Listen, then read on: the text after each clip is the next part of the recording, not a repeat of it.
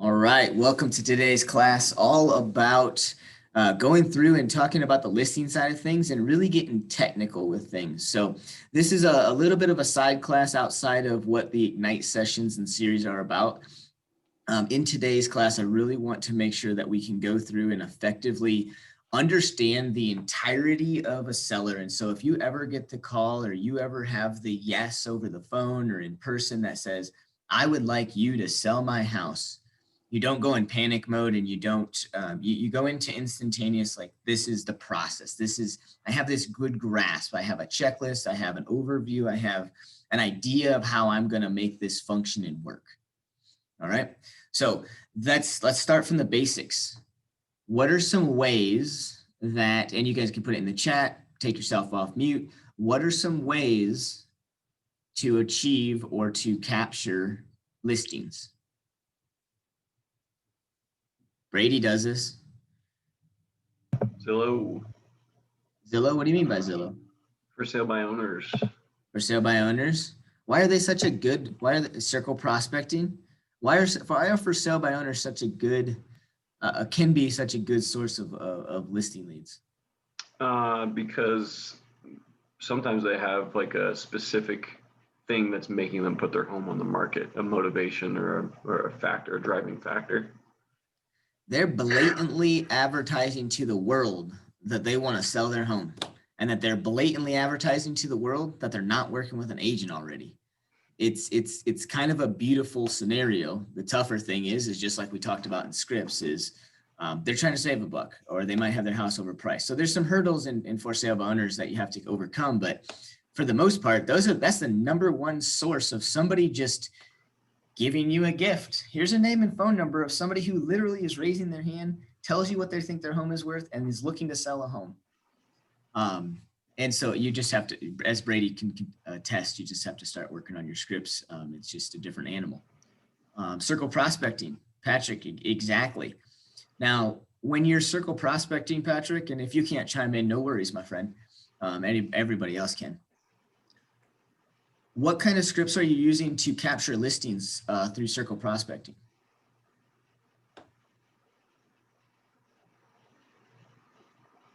Bueller.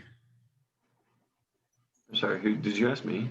I'm asking everybody. Oh. Patrick just put it in the chat that said circle prospecting, but there are a couple scripts that focus on listings versus buyers and investors. Oh, using if somebody just sold their home in the neighborhood and then asking if they might know the next person that's looking to potentially sell.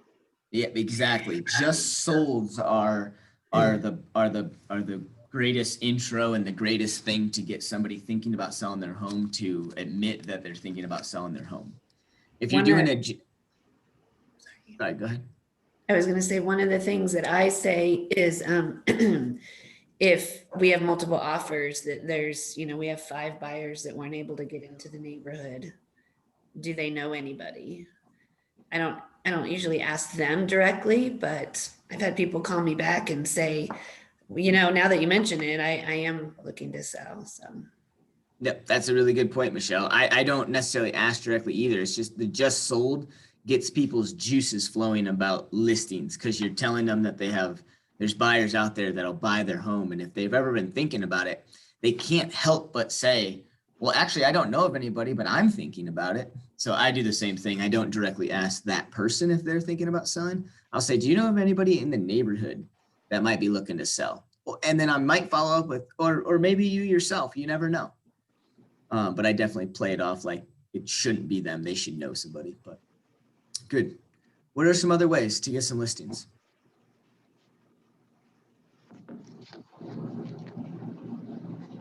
Patrick said, I point out what number have sold in the last 6 months in the hood. Yeah, statistics, things that have happened to cause somebody to stir up enough emotion inside of them to say, I have been thinking about it. What are some other ways to grab a seller? I'd be surprised if somebody came up with this answer, but I'm going to see here. Because we mentioned it. Patrick, good. Yeah, another good one. For sale by owners and expireds. basically raising their hand saying that they have. So good job. Expireds for sure. Withdrawn. Oh, door knocking. Door knocking. Okay, you're getting somewhere, but you can do a door knocking, just like circle prospecting. So I like what Patrick said for circle prospecting. Circle prospecting to me is either door knocking around the neighborhood or calling around the neighborhood. I think it kind of encompasses both because you're circling the neighborhood in one manner. But you're close, Ricky, and I'm kind of giving it to you. Another great way to grab listings is to run and hold an effective 4 or above level open house.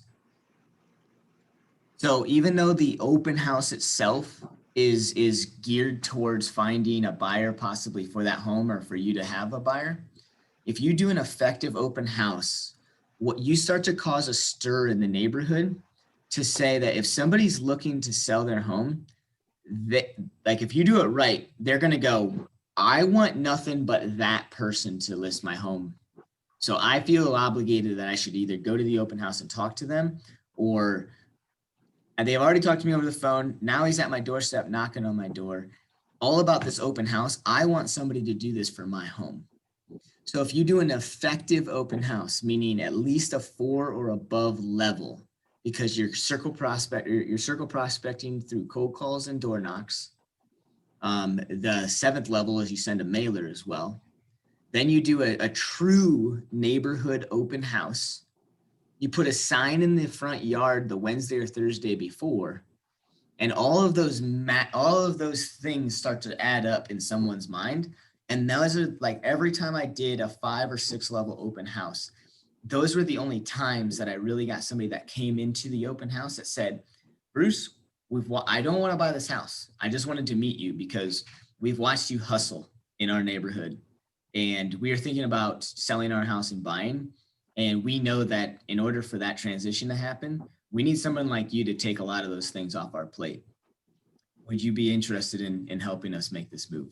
It sometimes is that easy. It's not always, but I've never had a neighbor walk into one of my open houses when I did the traditional, put a couple signs up in the, outside of the neighborhood and then draw them in and have just a, 2-hour open house. I've never had somebody just walk in and say, I want you to list my home. They only ever come in after I knocked, after I cold called. I put a lot of signs out, you guys, a lot of signs out, but half of my signs are in the neighborhood. I over inundate the neighborhood with my signs. So that way the neighbors can see where I'm at. The other stuff at the outside of the neighborhood, that's for buyers. The stuff in the neighborhood, yeah, it helps a buyer get through the neighborhood to the house, but I could do it with half as many signs as I put out. I put out double and triple the signs in a subdivision. So that way the sellers, possible sellers, want to work with me, want me to be the one to do their job for them. Those are the only times I ever had people walk into the open house. Point blank, I'll never forget it. Gina and Dan. What's up, Ryan? Gina and Dan walked straight up. This is the first time. I am green. I think this is like my second, 7th level open house. Hey, Bruce, we'd like to talk to you for a second. I said, great, let's talk. And they said, well, we don't want to buy this house. We actually live 3 doors down. And I mean, you were out here, you put a sign in the yard on Wednesday. We missed you. You put a flyer on our doorstep. We got a voicemail from you. And then dang, you weren't kidding when you left a voicemail saying there was going to be an increased amount of traffic in the neighborhood. There's signs everywhere, Bruce. When we sell our house, we want somebody like you to help us. To this day, you guys, that same person has referred me, I think, 4 different buyers and 3 different sellers in the course of 3 years, because I sold their house the exact same way I met them. I did a 7th level open house for them, helped them get into their next home. I actually found them an off-market property for the home that they bought through circle prospecting. Obviously, that's like the beautiful scenario, and it doesn't happen all that often. But if you're doing open houses, I really want to motivate you to do them effectively to get those listings. You'll get buyers from an open house. Do them effectively and get some listings too. Where do you find these levels at? Because I'm trying to understand what is in each level? Great question, my friend. Let's jump into the productivity coaching file. And Ricardo, you know about the Google Drive or the YouTube Drive, right? The YouTube Drive or like the YouTube channel? Well, the channel subscription, I don't Yes. know. But in Yeah. here, if you I scroll do. all the way down, battery's running low. What the heck? That's too far down, Bruce. I know. It helps if I plug in my computer. If you scroll all the way down to here, and you watch this open houses, how do they work? There, I show and I give you the 7th levels in there, but that's how you're gonna find it, or you're gonna be able to Google it and find it. So You guys don't use that YouTube channel, by the way. It's great. yes, you actually register as one of the top ones in there, Ricky. So if you guys think of any other ways to find sellers that you guys want to shout out to the video here, let me know. But for the most part, it's similar to what you do to find buyers, but there's different tweaks. Here's another, before we stop sharing. Here's another thing I really want to make sure you guys are aware of. How many of you guys have me on Facebook and see my Mindset Mondays? Good. You guys, before I started this industry, the Bruce you see today is not the Bruce that was here 7 years ago. I had to learn how to manipulate my mind. I had to learn how to control it. And then I learned that by controlling it, it was according to what I put into it. And if you guys have ever heard of affirmations and thought they were hokey, I will encourage you that the affirmations that you think are hokey just don't resonate with you. We all say affirmations to ourselves. It's just the cheesy ones that you guys hear from different classes and stuff like that. They're cheesy to you because you don't have that internal belief around it yet. Mindset's majorly important to me. And every time I talk to somebody about how can I get more listings? How can I get more listings? Why does so-and-so get so many listings? And why do I always end up getting all of the buyers? 99% of the time when I look through in somebody's business, it's because of the way they hold themselves. It's because of the way they talk to themselves. It's because of the scripts they use. And I'm a firm believer that you guys will start to pick up 100 times more listings when you change the outlook and your mindset on them. And here's one little tweak. And like, this is how micro you have to go with this. If your script is, hey, do you know anybody who wants to buy, sell, or invest in real estate? What's the first thing I said? I said, buy. I'm projecting to the world, I need buyers.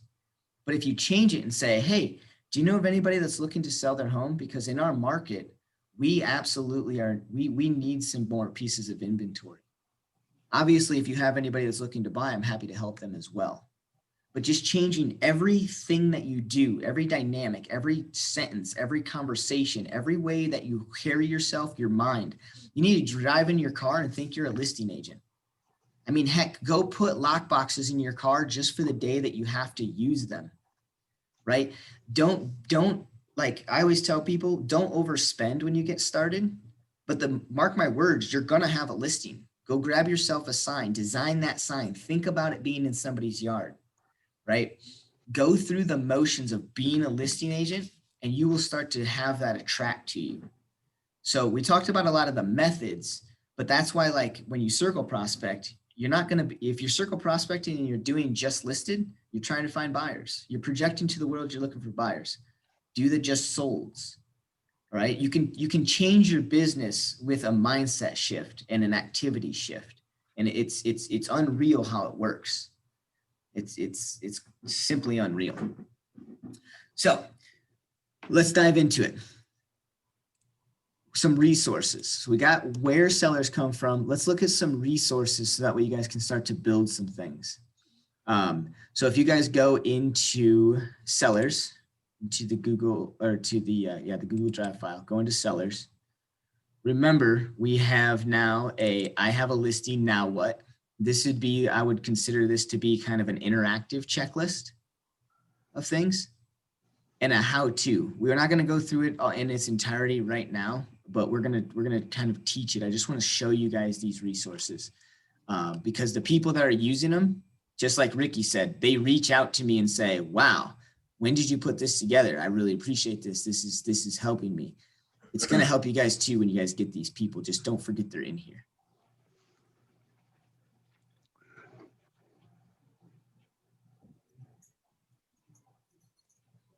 Then in here, there's also some Tom Ferry checklist. Here is a post-contract to close checklist.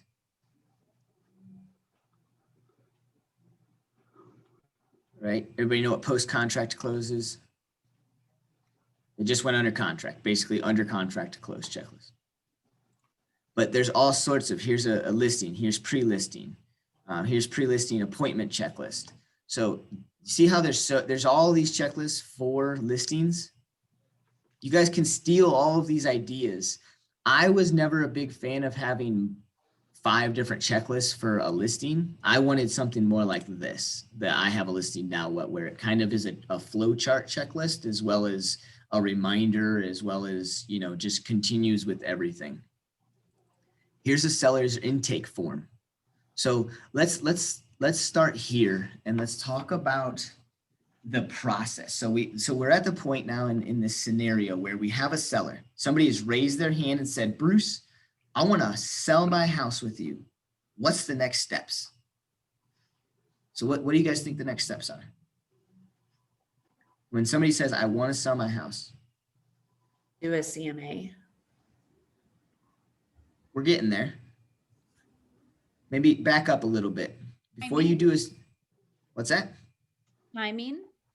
Timing, yeah, we want to qualify, right? As soon as somebody says, I want to sell my house, I would be very, very careful trying to set an appointment to do a listing consultation, trying to get in there, trying to overexpend yourself, because listings are no different than buyers, right? And we always say buyers are liars. It's because it rhymes. Sellers lie too. The reason why that's a joke in our industry is because people don't like to lie to us. People simply don't know how we work and operate. That's about the end all be all. Is when a buyer lies, it's just simply because they don't really know what they're doing or how we operate. Sellers are no different. So as soon as I get somebody that says, I want to raise my hand and I want to sell, I have to understand that they may or may not be selling with me after we have a conversation. So Ann's right, qualifying them. Going through and figuring out timeline, motivation, going deep. What happens if they don't sell? Are they realistic on their price? When did they last buy it? Do they have equity? Do they have enough money in there? Do they owe taxes? Like, what is all of those things that could hinder this conversation? So the win with the sellers is a good flow chart for you to just kind of jog your mind. I will tell you that if you create your own, and I encourage you to, you're going to have more than 11 points on here. So let's just read through here one at a time. How'd you hear about me? That's just to basically say thanks where thanks is due, understand what metric and system is working for you to capture leads. You always, always, always want to know where business comes from, because you always want to know where your dollar is being spent more effectively. Where are you moving, right? Well, we're looking to stay within the area. Okay, are you looking to make a move up or a move down? Well, actually, we're looking to make a lateral move. We just want to be closer to work. Or, yeah, we're actually moving across the country and my company's relocating me. See, knowing where is so important, because there's a lot of tactics behind it, as well as, are you going to help them on the buy side? Are they moving out of state and you can get a referral? Are they looking to sell and stay within the area to go rent for a few years because they can't handle home ownership? All sorts of different moving parts. So where are you moving?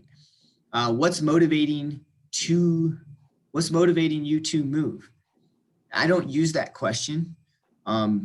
Instead of after where are you moving? Why are you moving? Right? Because that's going to naturally come. We're moving because we want to. What's motivating us is we want a bigger house. What's motivating us is we have too big of a house. What's motivating us is being closer to work or moving for a job, whatever. but you guys get the gist. How soon do you have to be there? Setting up timeline, like Ann said. If we sell your home in the next 30 days, will that pose a problem for you? That's powerful, right? Ann's shaking her head. Those are profound questions. You see, when we talk about getting somebody off the fence, when we talked about it the other day with the buyers, right? You want to get somebody off the fence by intriguing them with, interest rates and how if they went up a percentage, this and that. The sellers, same thing. Ask those profound questions, right? Okay, great. At this point, you might even be able to find that they think their home is worth $450.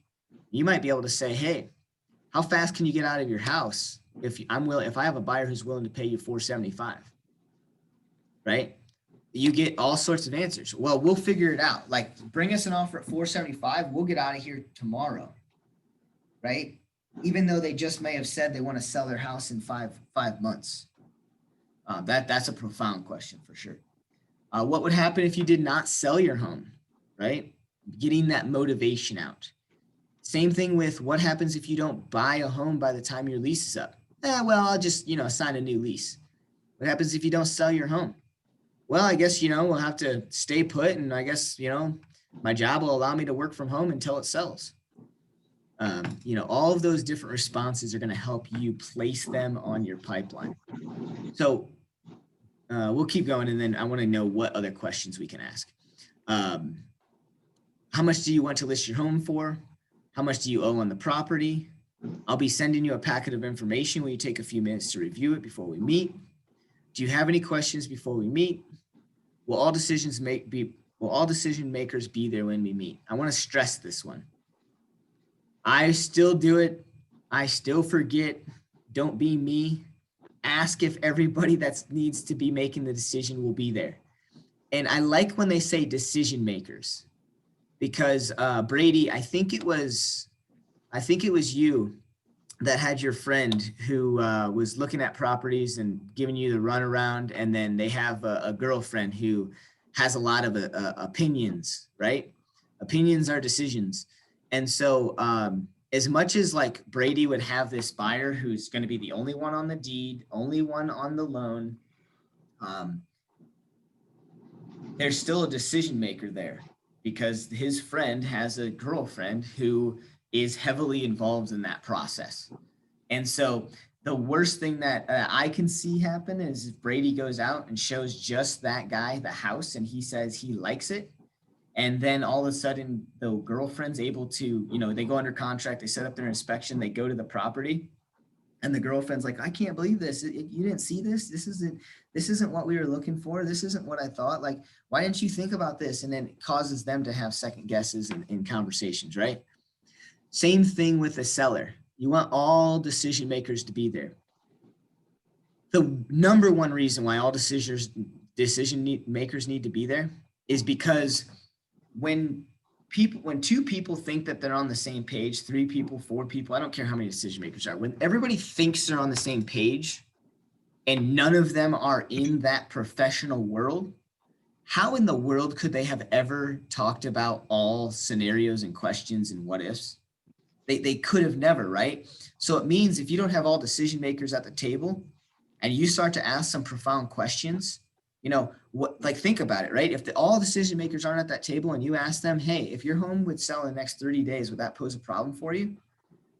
Guaranteed, they're not going to be able to answer that effectively. So it's really, really, really important. I've been caught in this situation too many times. The last situation that I had, I did a listing appointment down in Thornton. Looked up the property. Her name's Glenda. Talked to Glenda for an hour. She didn't mention that I even asked her, are you married? Is there anybody else? I didn't say, will all decision makers be there? All I asked was, do you have a husband? Do you have a boyfriend? Who's going to be helping you with this, basically? And I couldn't get anything out of her.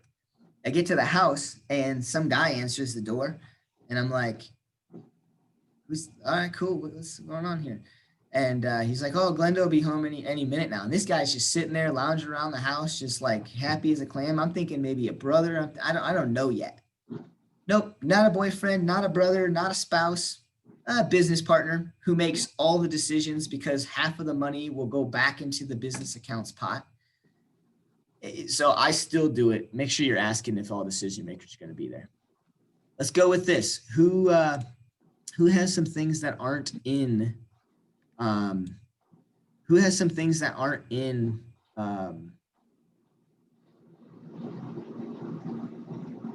who has some questions that aren't in here? Wow. Michelle, what do you ask? You're a heavy listing agent. You have a good mindset in my world around listings. I don't know. My head is foggy this morning. Sorry. Nope, it's okay. I got you. Anybody else? I just want to make sure everybody has a voice if they have it, if they have something. Just shout it out. Cool.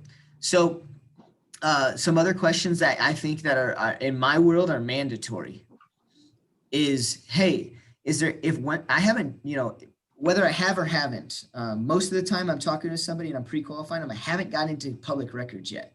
So a lot of times my question is, hey, I haven't looked at public records yet. Is there anything that I should be aware of or that you think will surprise me? Such as, you know, is public records going to show that you have an unfinished basement or a finished basement? How many bedrooms and bathrooms do you have? Clarify the property. And this goes back to the property that I can show you guys now. I'm under contract on. Check this place out. I did a quick CMA. I had another agent vet these people. And I saw on Zillow that it's a 3-bed, 2-bath, 1,300 square foot. I go on public records, 3-bedroom, 2-bath, 1,300 square foot. I get to the house for the listing presentation. And this house, you guys can't see it, but this house has a walkout basement. In public records, it shows no basement. The basement's actually finished. Now get this, you guys. There's only 2 bedrooms in the whole house. There has never been a 3rd bedroom. Yep. There are 3 bathrooms and 2 bedrooms. So I think what happened is somebody that had fumble fingers when they entered this in at the county, and they put in there 3-bed, 2-bath when it should be 2-bed, 3-bath. Mountain views, 1.5 acres, right? So when I get there, I'm pulling comps. I'm actually pulling comps for them right around 525. That was where I came in at with my CMA. When I get there and I notice that there's only 2 bedrooms and that there's a lot more square foot, I get on my phone really quick and I do a scramble session to find some more comps for myself. And 2 bedrooms takes this thing from like 525 down to like 440, 430. Unreal. Yep. But here's the thing. The comps to double that square foot, to go up to 2,600 square foot finished. And then if you added that 3rd bedroom in there because you can add it in the basement, which is why I'm flipping it right now. You can add a bedroom in that basement and it brings the comps up to 575, 600. So really, really, really, really, really clarify what it is you're walking yourself into, because if you don't, you will have the wrong information. And the worst thing that you want to do is have that wrong information, especially if you're interviewing and another agent asked the right questions, came prepared and had all that. Doesn't matter how much you know your scripts. I don't care if you can talk yourself into a full bloat commission. If another agent was more prepared and asked more of those questions, they're going to get the job.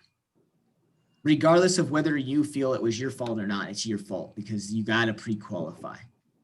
So I have a huge list of questions around the criteria of the home. Hey, I see, you know, how many acres, how many garage spaces, how many bedrooms, how many baths, is it a finished basement?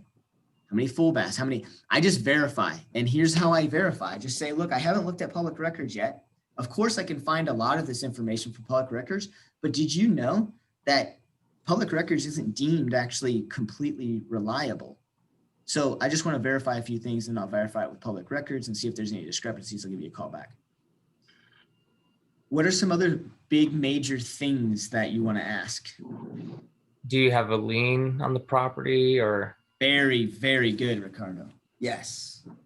Yes. That's huge. That is absolutely massive. I had a buyer go under contract on a property once, and we got the title commitment back. And the title commit, so it was a $315,000 property. It's probably 5 or 6 years ago, and we get the title commitment back within the first week. And in big, big, bold letters, it says there's a $1.4 million tax lien on the property. Yeah, there's no proceeds. Like, and these people, they didn't have money. And so we had to object and we had to figure out how, and that was one of my craziest ones. And it was on the buy side, but the reality is the other agent on the other side, who still to this day is one of my good friends, has his own brokerage firm and does good business. He's one of those guys, I call him Rain Man. You can be under contract. I've done a lot of deals with him too. You can be under contract with him and he'll be like, yeah, line number is 472 of the contract section, blah, blah, blah. Like, you should put this. And it's like, wait, like, you just pulled that out of thin air? That person that detailed had no clue that there was a $1.4 million tax lien. Good job, Ricky. So how can you ask those questions, right? Do you have a lien? Well, most people don't know what lien is. Do you have an encumbrance on the property? Most people don't hear those words. So you say, hey, do you have a mortgage on the property? How much do you owe on the mortgage? Do you know of anybody else that you would owe money to, such as like a contractor or maybe the IRS? Just, is there any other money owed against the property? Maybe another home equity line of credit or anything besides your first mortgage? So to jog their mind and figure out what you can figure out. Because when you say lien and encumbrance, some people don't realize that when they owe back taxes, that it's called a lien on the property type of thing. Okay. What else?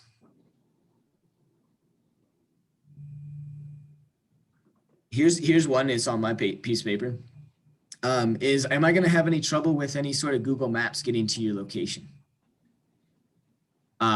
That a lot of times is for rural properties. Sometimes I might not ask it if like I'm on the phone with them and I can look it up, but the rural properties, I don't know how many times I've been late to an appointment. I have no cell phone service. You're up in the mountains, you're way out east, you have no cell phone service, and you have to show up to the listing appointment 15 minutes late because all you've been doing is circling county roads for 20 minutes to try and find it when you expected to be there 15 minutes early. You end up being there 15 minutes late and you weren't even able to give them a call. That's an important one. What else? So if you're looking at an older home, one of the things I like to ask is, hey, Bruce, could you describe your home just real quickly, like in a paragraph for me so I can write it down because it helps with my marketing campaigns, and make sure you include any upgrades. Now, if they did any upgrades on an older home, right? Without. Very good. Yeah. Not just validating the criteria, but what am I walking into? Am I walking into 1970s? Right. Am I walking into 2010? Or am I walking into today? Very good. There's still some more very valid questions here.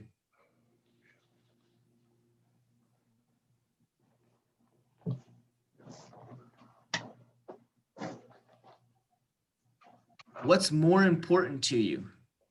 The money you get out of your home or the time it takes to sell your home? What's more important to you?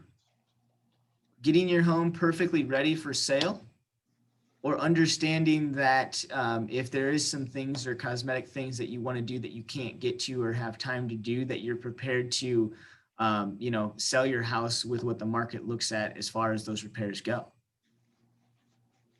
What are some things that you've always wanted to do to that home that you still haven't got around to doing?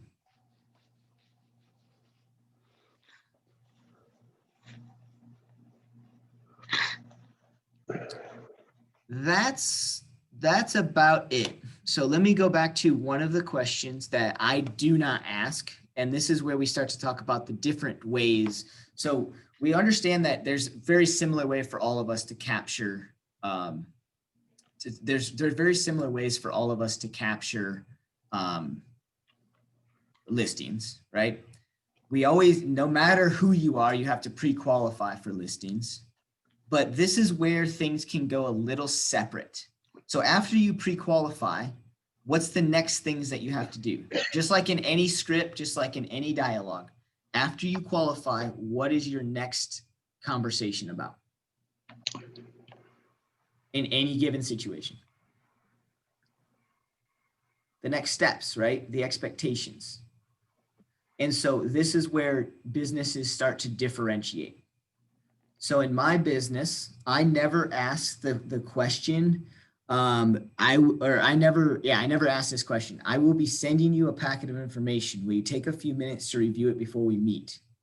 What do you think they're talking about? A packet of information. What have you guys heard this called before? Pre-listing packet. Yeah, there you go. A pre-listing packet, right? So I don't know who said that because I can't see very many faces, but who said pre-listing packet and what is that? I did, and usually it's just like information about prepping your home and like what to expect during the process, a little bit about yourself, your firm, kind of just like a general thing to get their mind primed for the selling process. Good, right? So it doesn't matter what material you have in there. I've seen pre-listing packets have all sorts of different material in there. The idea behind a pre-listing packet is it can save the listing agent time, and it can cause the seller to be more prepared for the conversation. So that way they can ask more effective questions at the meeting, right? It can jog their mind. I know people that use pre-listing packets all the time, and it helps them for when they're competing with other agents. So they might look like they stand themselves apart if they have a pre-listing packet and 3 other agents don't have it.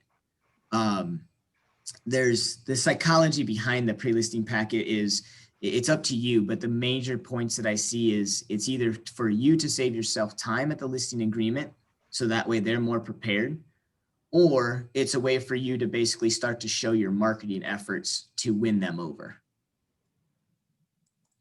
So Tim was not wrong. There's so many different things that you can have in that pre-listing packet, right? So he talked about it, right? Maybe it's a brief overview of the marketing campaign.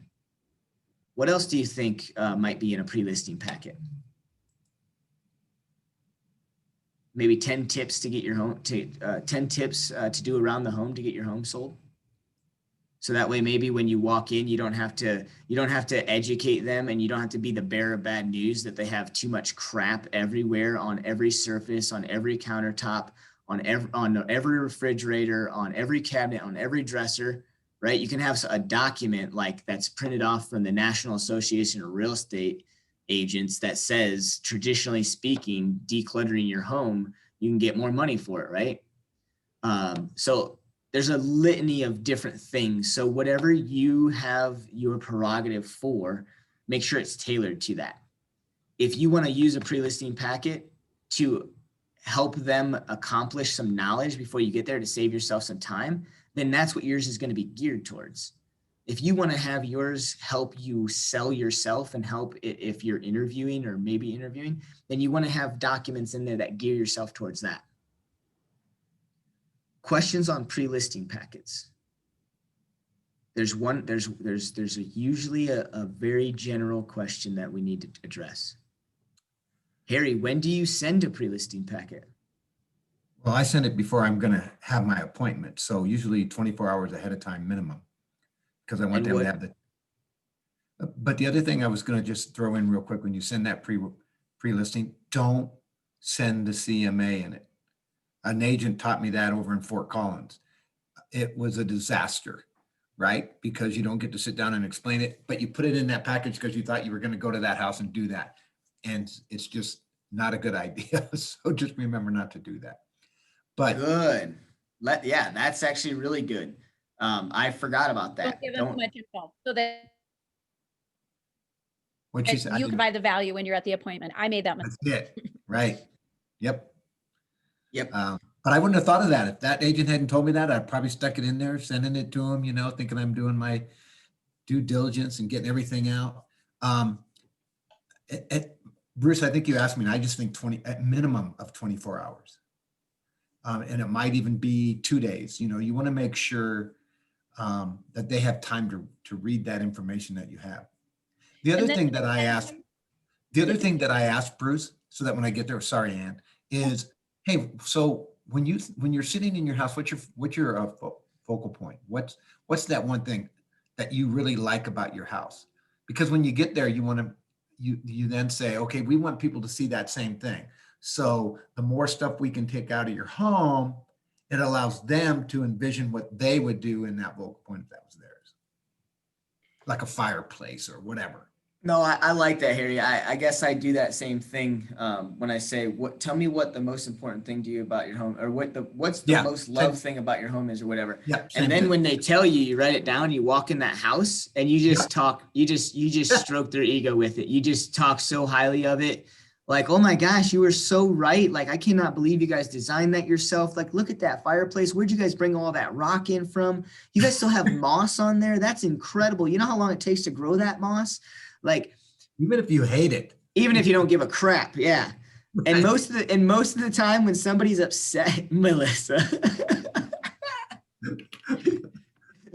and most of the time, what they really think is like this highlight, this feature, you're going, that's fantastic, and your mind is going, how in the world am I going to sell this?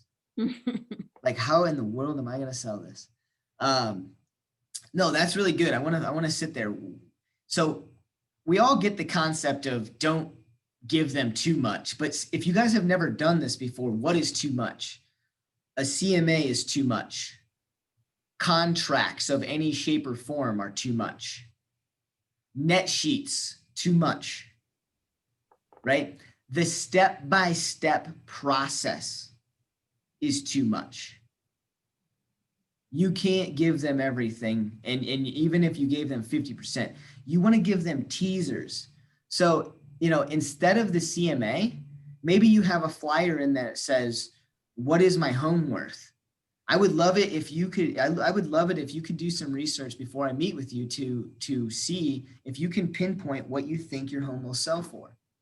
And then you always put that little precursor at the bottom that says, if you're not sure and that's what you expect out of me, great. Don't you don't have to do it.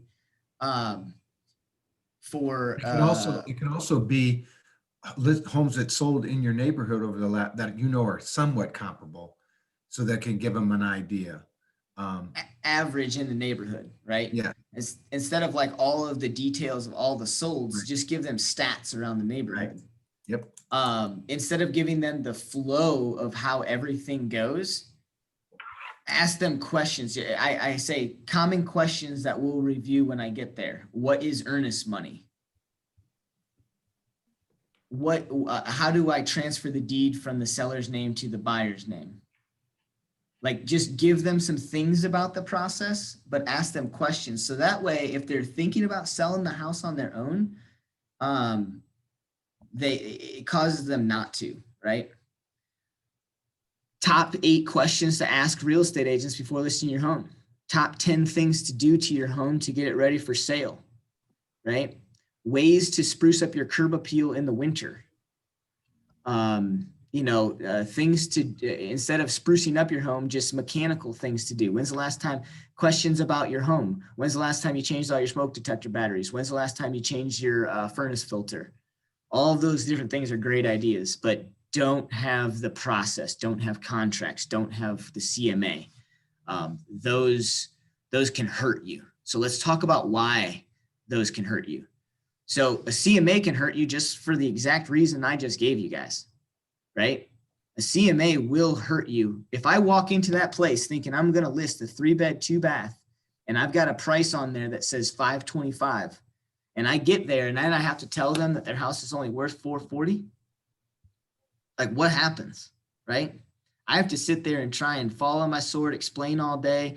Look, I had no idea that you guys only had 2 bedrooms. Like, that is, the market's telling us that bedroom is worth that much money.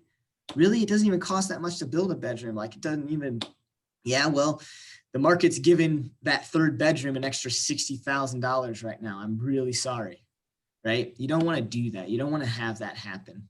Especially if you go through and pre-qualify correctly, you can still miss things from what they tell you, from what's in public records, right? Going into this house, I could tell that it was back into, the mountains, but you can't tell out in Milliken whether it's going to back to a hill that is to the west, but you can't see a mountain for anything, right? I can't tell if it backs to mountains and behind the house is not a farm anymore. It's a slaughterhouse, things of that nature.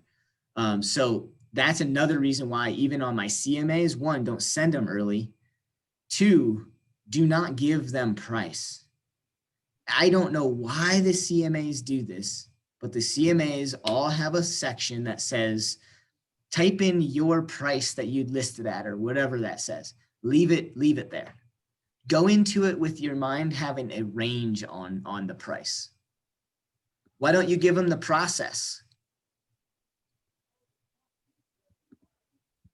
Because if they're thinking about, It'll overwhelm them probably.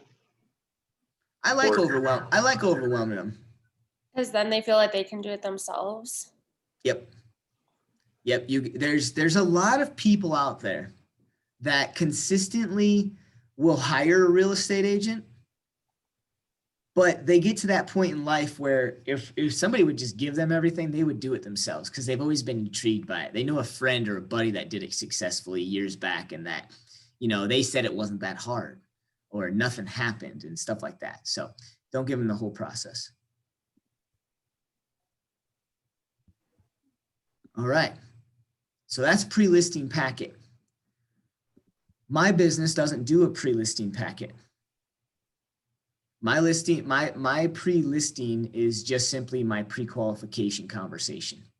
So when I get a listing, my process is if I have the time, and here's the key. Most of the time I don't have the time. If I'm lead prospecting and I get somebody over the phone that says, I want to sell my house and I'd like for you to walk me through the process. If I'm lead generating, I will absolutely look at my calendar and say, is there a better time, and give them 2 options later on this afternoon and that evening to call them back and say, that's great. Can I call you back when I have about a half an hour of time? So that way we can kind of talk about the next steps and go over a little bit more about your home. So if I'm lead generating, I don't sit there and go through it. If I'm at an open house, I will set up another time if no one's in the house. But what I'm looking to do with when I get the yes, my business sets up about a half an hour phone call to do the pre-qualification. If I get a yes, because I met somebody at a restaurant or a brewery or something like that, and I'm going to go over it and probably take notes on my phone and ask all of those questions. Once you do it enough, I've got my pre-qual questions right up here. I could just take a blank piece of paper and write down answers, right? But make sure that when you guys set up your definitions on your process, don't cheat yourself out of lead generation time. Don't cheat yourself out of that buyer lead that walks into the open house. Because the reality is somebody walking into the house and says, I want to sell my house, you spend a half an hour with them just letting other people come into the open house. I guess you can't do it with COVID, but before COVID, you guys, I used to have 10 parties in an open house at one time. Like people were like shoulder to shoulder trying to see bedrooms and stuff. I created a spectacle out of those open houses. It felt like a rock concert without the music inside of them. Don't take away from your business just to have a pre-qualification conversation. Set it up. Define your business as your business, right? Tell them it's a process. So set up that half an hour phone call, and then go through the pre-qualification. And then for me, I don't do a pre-listing packet. So my expectation setting is when we're going to meet, and I'll formulate that expectation based upon the interaction. Well, we're thinking about selling our house, come this fall. Well, what's important to you about this fall? And I'll pre-qualify them all the way up to the point where they then can't do anything until the fall. But if it's now, January, here's how you got to get into that house. Listings are a lot easier to get into than a buyer who's like, I want to buy a house in this fall. Well, great. Let's meet up for coffee and let's not have a buyer's consultation. Let's just meet face to face so that way we can get to know each other.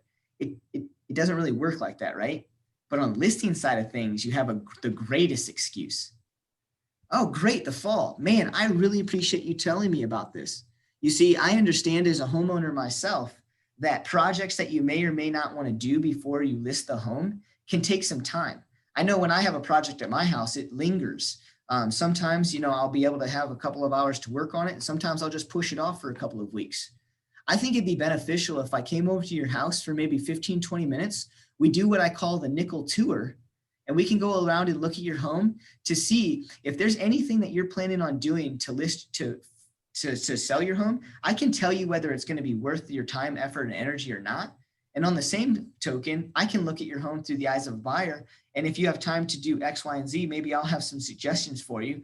So that way, between now, middle of January, and when we start to look at listing your home, maybe in August or September, you'll have plenty of time to do those homeowner projects. Because I don't know if you're like me, but sometimes those projects can be pushed off. And the last thing I want you to do is be rushed when it's time to list. That little conversation right there is so powerful. It gets you in the door. It helps you build rapport. You're in and out in 15 minutes. And don't bring anything with you besides a notepad. Let curiosity do the work for you, right? You might have some marketing material. You might have like a quote unquote pre-listing packet. I just never did that. I walked in with a notepad and said, look, I can't tell you exactly how we're going to effectively market this home. You see, I pride myself on watching the market. And the reason why I get more homes sold than anybody else in our region is because I sell a house in accordance to what the market's telling us at that time, as well as the time of year and what your home has to offer. So for today's purposes, I just want to go around the home and just take a quick notes. So that way over the next 6 months, you guys can work on these projects and I can formulate the best game plan. And I just bring a card and a notepad and that's it. I walk around the home. I do it like 5-10 minutes. And most of the time, you guys, all I'm trying to do is figure out things to feed into their egos. If they have a gun safe, I let them rattle off to me what kind of guns they have. If they have, if they have that unique fireplace with that I can't remember what that moss is called, but you really point that out to people that have that in their home, they love it. What is that moss called that grows in Colorado? It takes like 80 years to grow. It's on all the rocks up there. They tell you like in national parks, like don't scrape your feet on all the rocks and like, because it takes like years to build. Anybody? No? Cool. I sound like an idiot. So stroke their ego, go through and find those features that they love and talk about them. It only takes me about 3 minutes to walk through a house. So if they're not there, I'm in and out. But if they're there, I'm taking the next 10 to 15 minutes to talk to them about what they do, what they like to do, why they're moving, and how cool it is that they've made it that far in life, and whatever it is to build that rapport, and then get out of there. What are you doing, Ann?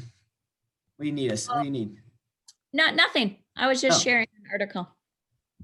What do you want to share? You want to share about it? Well, I didn't want to interrupt you. It's just talking about the lack of inventory. It's just some facts about sales in Northern Colorado's prices going up due to lack of inventory and blah, blah, blah, blah. Yep. Supply and demand factors, right? Yeah. Brady, share with us. What are you talking about? What's your comment say? So when I got my first listing, I went out to the property and like I had, done all my follow-ups and stuff like that, but they were interviewing, I think, 2 other agents. And so I went out and I was like, hey, the first thing I like to do is I like to do a nickel tour. So I'm just going to tour the property. And if you don't mind, I'd like to do it alone. That way I can see it from the buyer's eyes. And I went out and they were like, oh yeah, we have a barn out back. Like if you want to go check it out. So I toured the home first. And then I was like, okay, hey, how do I get to the barn? He showed me how to get there. I went out and I toured the barn. I looked at it and I came back. And like one of the first things they said to me was like, first of all, thank you for going to look at the barn. The other agent that we interviewed didn't even go look at it. So that was kind of like, and they're like, we don't even really want to go with him because he didn't even look at the whole property. And so I knew that was something that helped me. And I think in the end, win the listing was that I toured the whole property and actually took time to, appreciate what the property had to offer. Bingo. Yeah, actually, that's a really good point, you guys.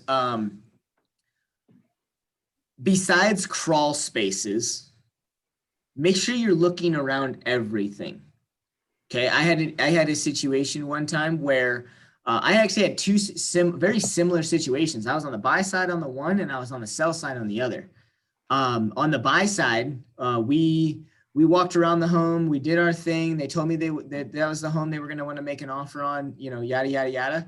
And then we go through our inspection, we do everything, and then at the time of closing, we're going through and we're doing our walkthrough, and I was like, wait a second. When we showed this house, I was on the phone. I wasn't as detailed as I needed to be. I walked back behind, they had a detached garage, and I walked back behind the garage. And I kid you not, you guys, like perfect, like it's almost like they built the garage against the fence line with just enough room for tires to lay perfectly behind them. I go behind this detached garage, and the detached garage is like in the corner of this lot. And I go and I walk behind that thing, and there's like, I don't know, 5 or 6 stacks of tires back there. And so I'm like, oh my gosh. And I remember my training, and this is exactly why when you guys write every contract with me, and I'd like to see maybe how Jesse does this, but no matter if the house is vacant or not, in the exclusions, my exclusions have to say seller's personal property. And it's because of this very reason right here. I remember the house was vacant. I was on the phone. I was just letting the buyer tour it while I was on the phone, and I didn't look where I normally look. And then the inspector didn't notice it. The inspector didn't look at it, which upset me. And then I found it on walkthrough. And so when I call the other agent's like, tires, what are you talking about? And that's when I knew the other agent didn't look around there when he listed the property, right? And so now I've got like, I think, I kid you not, there's about 50 tires behind this 2-car detached garage. Like, how do you fit 50 tires behind a garage? Are you at walkthrough right now, Bruce? Yeah. Oh, Yeah. God. Yeah, I'm an hour away from closing on this thing. And I got to tell this other agent that there's 50 tires, and he doesn't believe me. I said, no, it's not in the garage. It's behind the garage. And I said, look, we got seller's personal property in there. What do you want to do about it? And he's like, well, we're an hour away from closing. I don't care. So he calls his sellers, and he's like, and his sellers, I don't know the exact conversation, but when I got on the phone call back, it sounded like his sellers knew that they were there this whole time, and he was like banking on no one noticing and taking it. And I might not have ever gone back there, you guys. And then my buyer would have a lot of charges to try and get rid of those tires, because it's not easy to get rid of those tires. So anyways, good job, Brady, because you need to look at everything. You need to look at what you're selling. You need to make sure you have conversations. Like, whenever I'm not listing that doesn't matter if I'm listing that property that day or if I'm just looking at it from 6 months from now. If you can give somebody 6 months to get rid of 50 tires, it's much better than going through the house alone and then not going on the outside and then getting there in August or September to list the property and then looking at it and going, you guys got to get rid of these things, right? But do all of that. So some of the other things that I'll ask while I'm on this nickel tour is, what can I not see? Do you guys have any hatches, any crawl spaces, any attic accesses that are hidden? A lot of people, like, there's some people that will put picture frames over top of, the electrical panel. There's some people that will, put like a false like ceiling in their garage and cover the attic access. I've seen so many weird things, right? I've seen one where the house didn't have a basement, and I had no idea it was on a crawl space, because the hatch for it, when you walked outside, was this big elaborate like decorative like garden like piece, and it was plastic, but from a distance it looked heavy. Like, I didn't question it, but it was over top of basically the crawl space hatch. Here's another thing that you guys that has happened in older homes. It was very common for people to throw things into the attic to add insulation. And here's what I'm talking about. I walked into one that was just an absolute fire hazard. Over the years, they had been throwing all of their newspapers up into the attic. And back when the home was built, they didn't really have the best electrical codes. Oh my And I mean, they're throwing newspapers, like piling them high.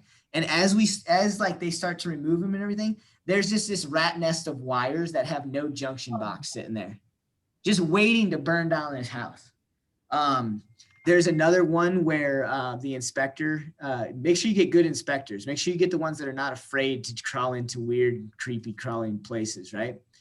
This one inspector, I was at a house, and there's like this attic, but like the roof pitch, like here was like the normal attic up here, and then there was like this like pitch, and like he said he like had to crawl over it or wherever to get over there. Hundreds of whiskey bottles. The inspector's never seen so many Jack Daniel bottles in his entire life. Hundreds. Just, you know, the big suckers, like the ones like this guy brought him home, drank all day long in his garage and hid that shit from his wife and just chucked it into this attic. When he showed me the picture of this, I was like, what in the world? And you know what was funny? The homeowners that were there were these like, you know, these people that just very straight-laced, Grady's hideout. Were these people who were all just straight-laced and like didn't have any alcohol in the home. They bought the home like that off of the previous owner. They're the ones who never actually put all those bottles in there. But Bruce's clients is the one that made them remove all those bottles. So attics are a big thing. Crawl spaces, same thing. Listen, Harry, I have a quick question. Do you guys ever, this kind of haunts me with listings. Do you ever get to a listing and you're just like, it's just going to be too much work, too overwhelming, and you're just like a solid, I live in the country, so it's a little different here. Things aren't pretty. Do you ever just say, this is too much? No, the property has never, in my experience, been too much. Okay. It's the people. So you've said no to people? Oh, absolutely. That's Okay. that's the only thing I say no to is people. Okay. I don't ever say no to a listing. Because what is too much, Anne? Give me some examples. Well, an example would be, so out here at Horsetooth, anything goes. So you can have campers and tires, and I mean, you can just have stuff everywhere, multiple cars parked on the property, you know, stacks of newspapers and llamas and horses and all of that. And so you're saying the people, if they're not willing to clean it up, No, I just need to know, right? Am I selling the property with all that junk on there? And are they reasonable around their price for what they want for the property with all that junk on there? so See, you would it's sell a property with some of the junk around? here's what I want you guys to do. I'm going to share with you guys something here. I almost exited out of the whole class. I'm going to share with you guys something here. I have clients right now, just went under contract on this property. What I'm saying, Ann, is if there's only, what doesn't make a house sell? Price or marketing. Well, if you're going to So be the if it's marketer, priced correctly. why not? I find there to be absolutely no reason not to list that property, but you got to have the people that are willing. See, I've got a buyer right now. 25.7. I just shared with our like texting group yesterday a listing that one of my lenders sent me, and I know Darby's had a worse experience, but it was just like a hoarder house or something, just like Yeah. trash everywhere. And my lender was asking what I'd do if I got that listing, and I mean, if it's priced right, like they have so many cash offers they put in the broker remarks, like it's gonna sell fast. But it's intimidating to walk into. But then, so then that hoarder also has to get all that stuff out, right? But do you make them get it out prior to showing, or is it like, what do you do? They don't have to do it. I mean, it's up to the hoarder. I mean, that's the whole thing, you guys. I think it's like what your client is willing to do. I mean, I could tell you all day long what I would have them do. Sure. Doesn't mean you're willing to do that. So then you just, as long as it's priced accordingly, okay, so the price would reflect the hoarding in the home. To a point, yeah, absolutely. Bingo. See, the questions you're asking, Ann, are what you would do. Right. Yeah, and I just don't have any, I haven't had a listing, so it's just unknown, it's like I this. did an open house in Greeley, and I wouldn't go in the basement because it just freaked me out. It was so pathetic. And I thought, so the whole day I'm thinking, wow, man, this house is never going to sell. Because that's what I thought, right? Yeah, The next day, 7 offers on that house because it was priced right. And people 'Cause it were was willing priced to right. go in and make the changes themselves, or it was so disgusting I couldn't go in the basement. But hey, it sold. Surprised the hell out of me. But it's like Bruce just said, if it's I like priced that. right, It's people, not properties. It's yeah. people, not I mean, property. Love My that. clients are buying all of this junk right here. Yep, that's a good model. Right there. See all this stuff back here? I was waiting for a good picture, but do you guys see back here against this fence Yeah. line? So there is 10 acres of nothing but junk right there. You got a new elliptical. Oh. I mean, there's water leaks in the ceiling. Oh my God. Yeah, they're proud new owners of some new You luggage. show it? You were representing the buyers, right? Yep, see this water leak over here? Look at that thing. Did they buy it? We're under contract at 450. This is the one that I told you guys about in the other. Yeah, Yeah. look at this whole bedroom furniture. So Just now gone. when they buy it, will all of this stuff be gone? No. No. This was a grow room. See the top of this ridge line right here? So they're That buying was- it with all this junk in it. That was where the grow up was. Here's the duct lines. There's the duct laying on the ground for air. They covered up all the air vents and everything, and then they put hangers on there. They had water lines running in this room. The only thing they had to get rid of, because the loan won't do it, is they have to tear out down that stuff so that way it's not a current grow house. So Otherwise- Bruce, saying on this one, you didn't put in that clause saying that they have to remove all the personal property. You kept Right. it in, you could get the lower price. Yeah, yep. Thank you, Melissa. Yeah, exactly. So, with this, it came down to my buyers want the 10 acres. Okay. Yep. My buyers can afford 600,000, so they can afford a house that they don't have to do this stuff on. But 600,000 only gets them about 3 acres, right? So this is something where they can go under budget and get the 10 acres or more that they were looking for. And then what we did was we ran a cost analysis on dumps. Like if you were to hire a company to clear out that 10 acres, it would be about $25,000. And so I said, well, what's the property worth to you, buyer?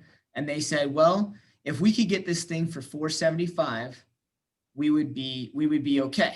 And I said, is that because the house is listed at 500,000 and you think it'd be 25 grand to haul everything off? And they said, yeah. And I said, well, where would you guys like to start? And they said, well, we'd like to get it for 475. I said, great. I have a gut feeling that I can get this thing for 450. Well, we don't want to upset them, Bruce. Make sure you don't upset them. And I said, look, this is where so you guys taking a lot of classes with me. This is a situation where I absolutely was a full-on buyer's agent and advocacy. I don't do this that often. I just knew too much about the situation. The listing agent overtold this thing. This was on the Told market me- for 150 days.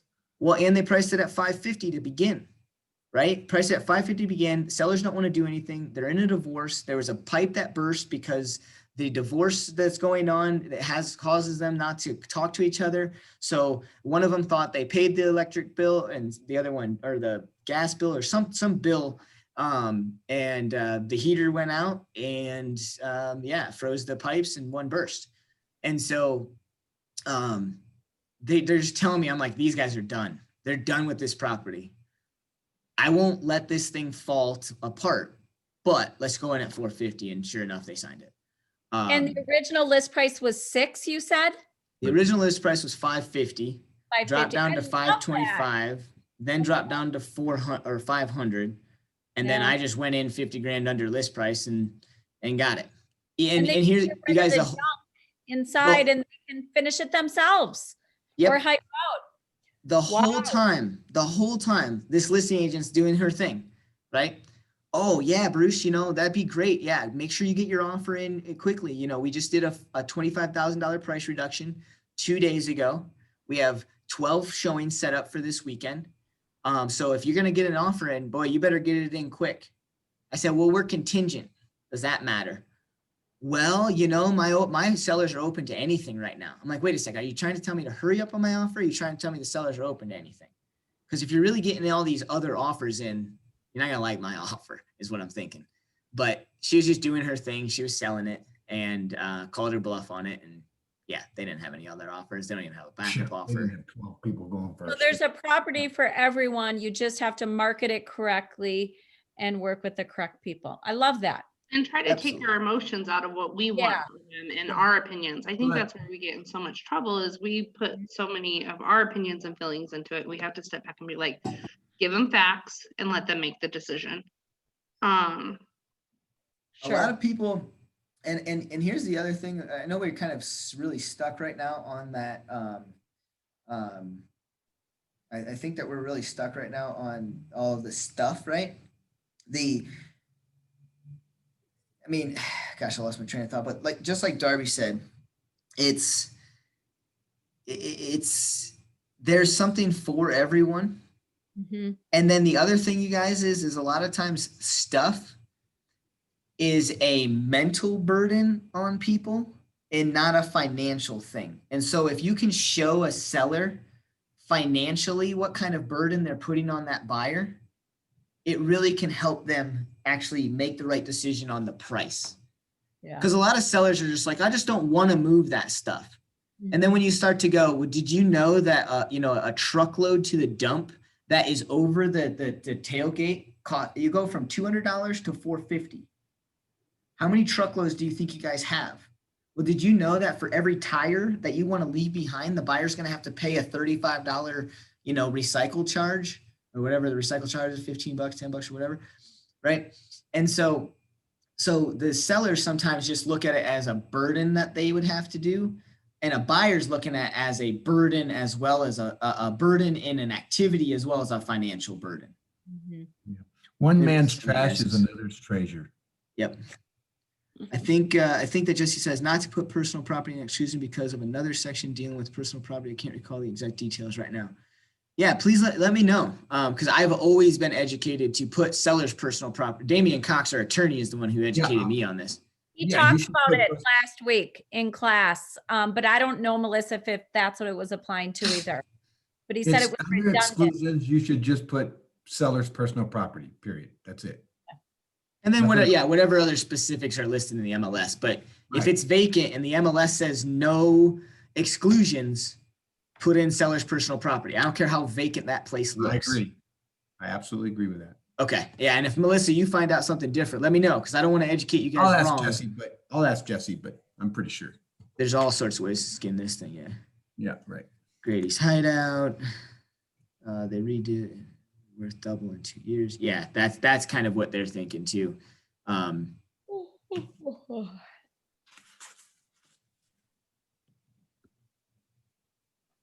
Yeah.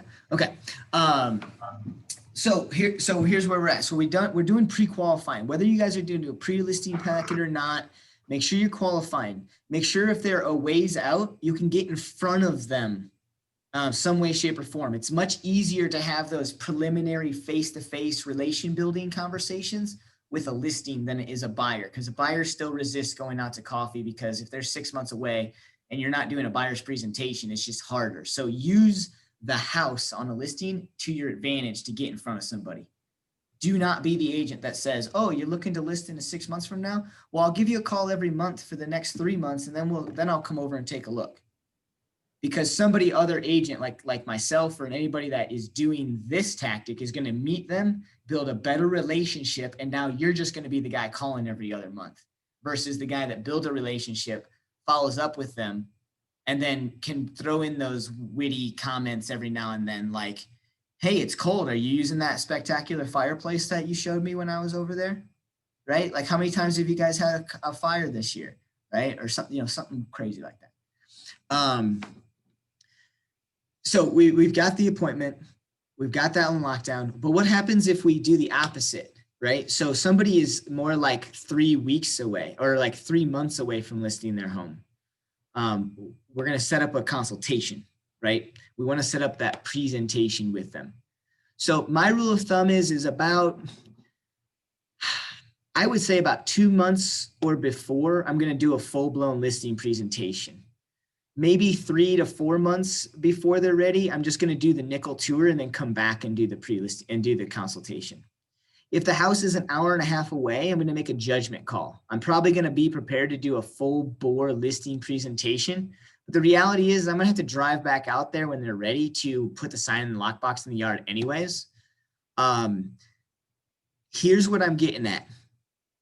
You never, ever, ever, ever know. You never know what people are going to do. All right.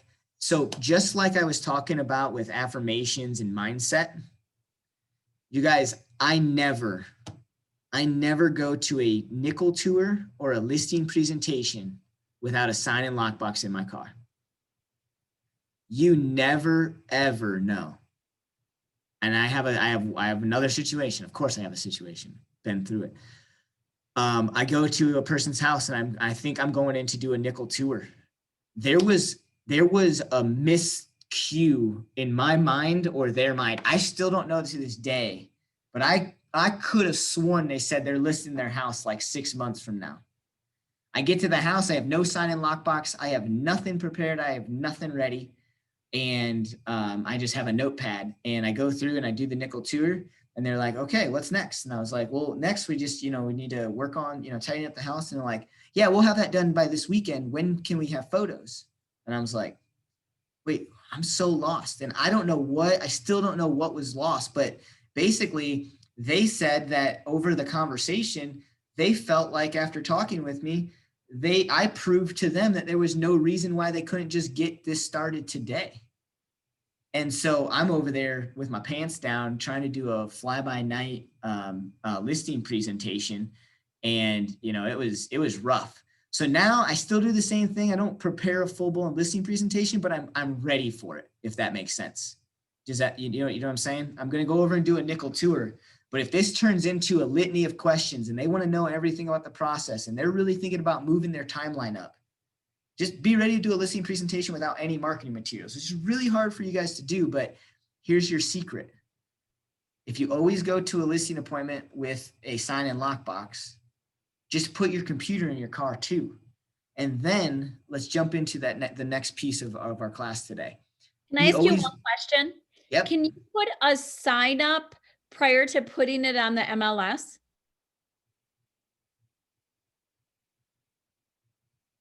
Anyone? Hello? Can't you do it as a coming soon, just like on, oh, well, then you'd be having it on the MLS. Never mind. Can, right? You can? You No. can't. I didn't think so. So what good would a sign in your car be? Because you never know. Like Oh, these, you're right there and put it in the MLS. What's that?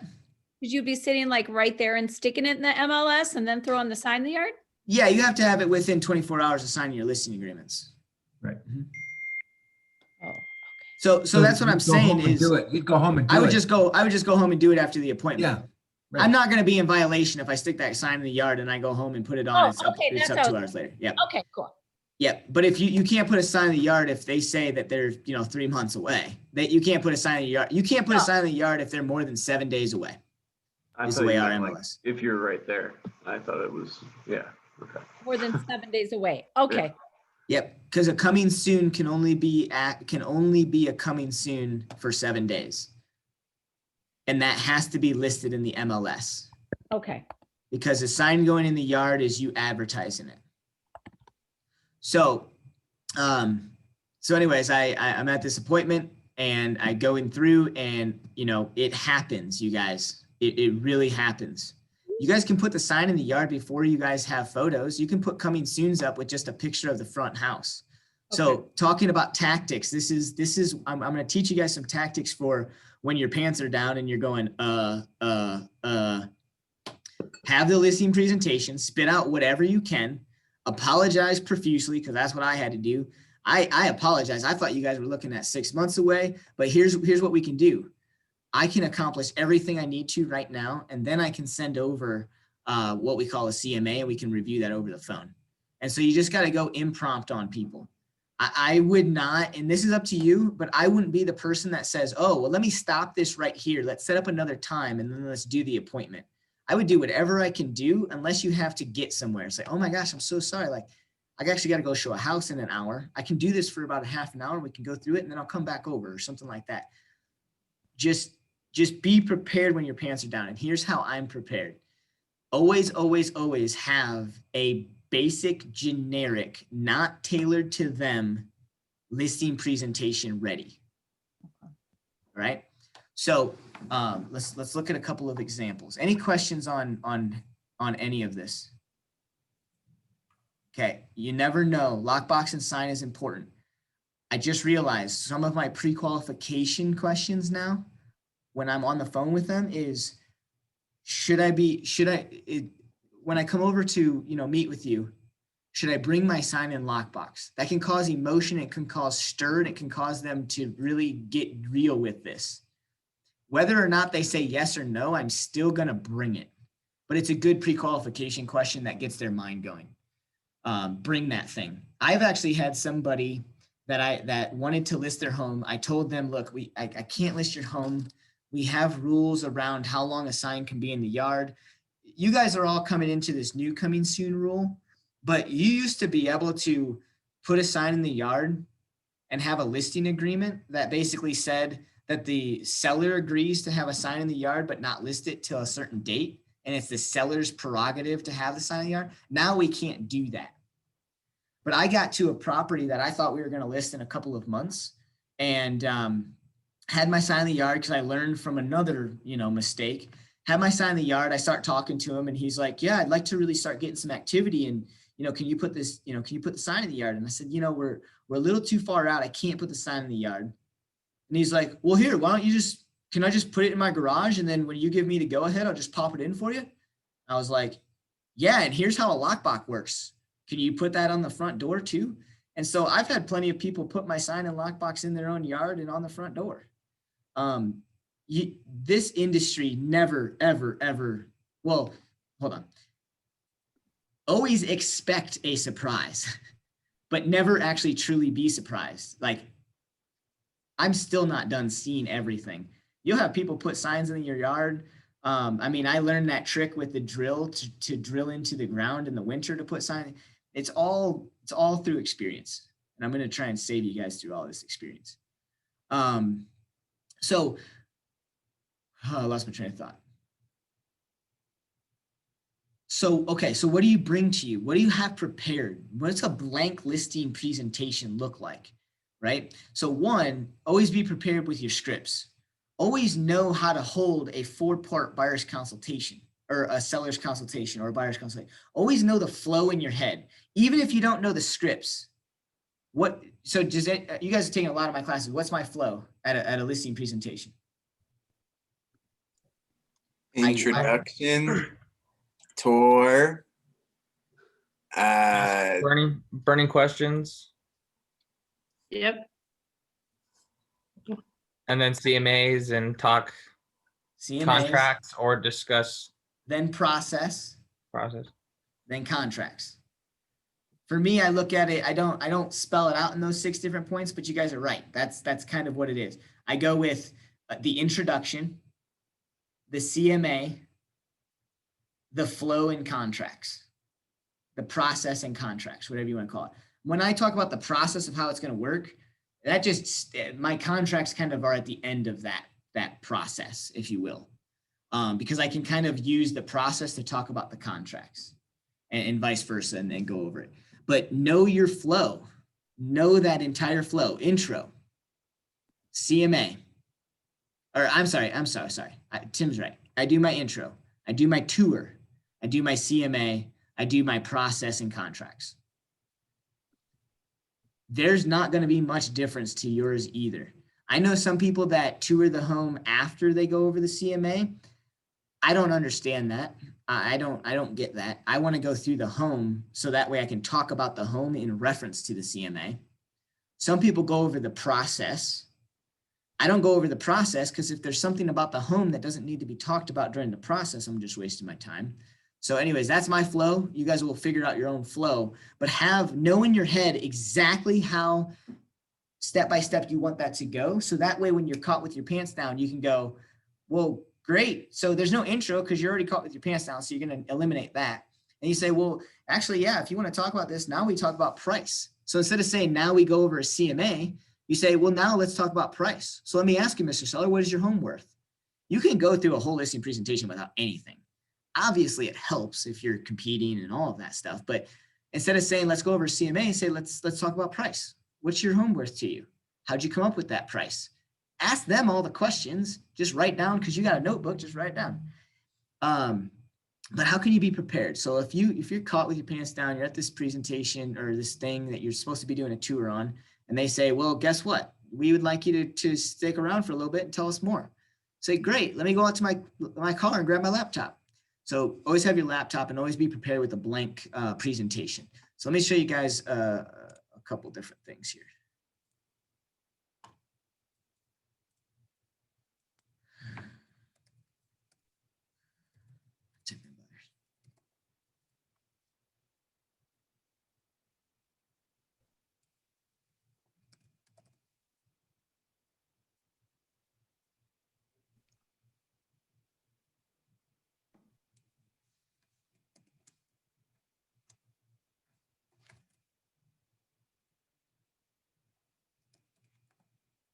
Why can I not find it?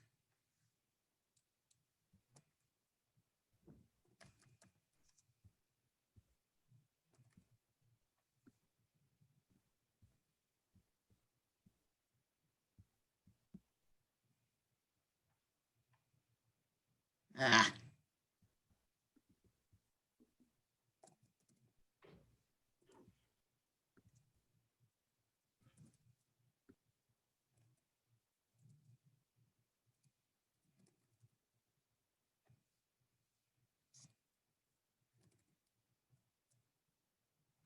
Jeez, listing presentation, what the world?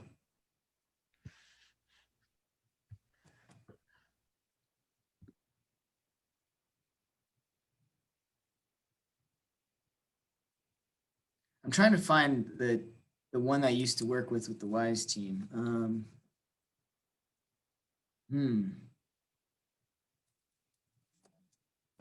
Bruce, I think you sent it to me. I might be able to look it up real quick and send it over to you. Is that why your name came up right there? No, I saw your name.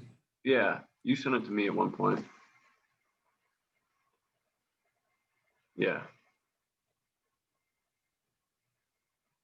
Ah, yeah, okay, perfect. All right. So this is a Gary Keller top 100 team.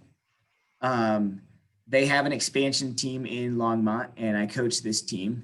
And this is their listing presentation. This is their listing packet. So this is what their agents take to listing presentations.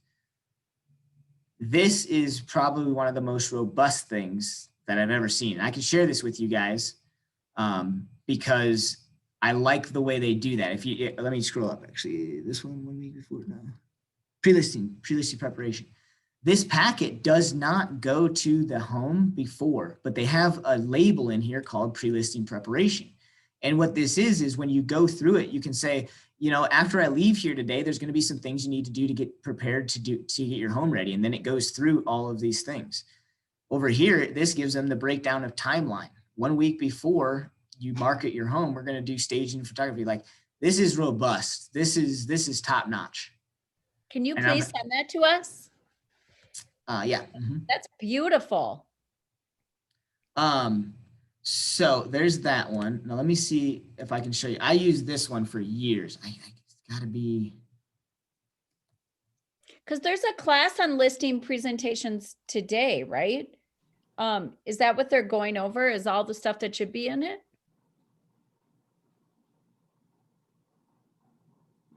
What, say that again? Sorry. There's a listing presentation class right after this. Are they going over what should be in the packet?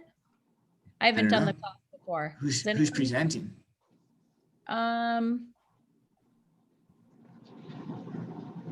Jared, maybe? It's Jake. Jake, Clent, I can't say his last name. Glendenning. Yeah, and Liz Fritz. It's every Wednesday at 11. Nice. Yeah, that's you guys should be going to those things because my style is different than others, right? You guys should be going to those things. I can't find it, but here's where you can start to design it. So you're going to get in, so you want to get into command and go down designs. So I want to show this to you guys. You guys all know designs, or you should know designs, but I want to show you how to get there.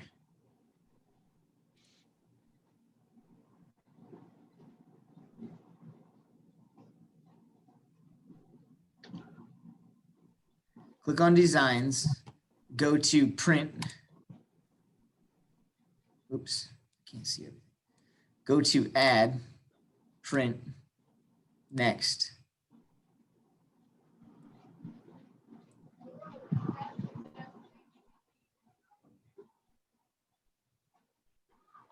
And then on this left here, there's already pre-populated templates. Go down to listings. Maybe. It takes it a second to pull up. Yeah.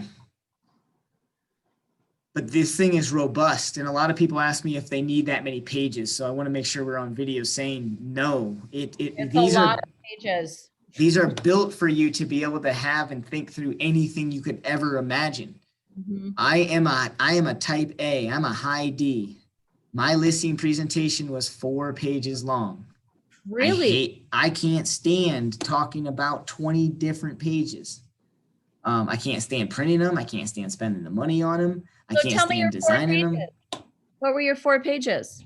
My 4 pages were my seller's intake form, Okay, seller's flow chart, okay.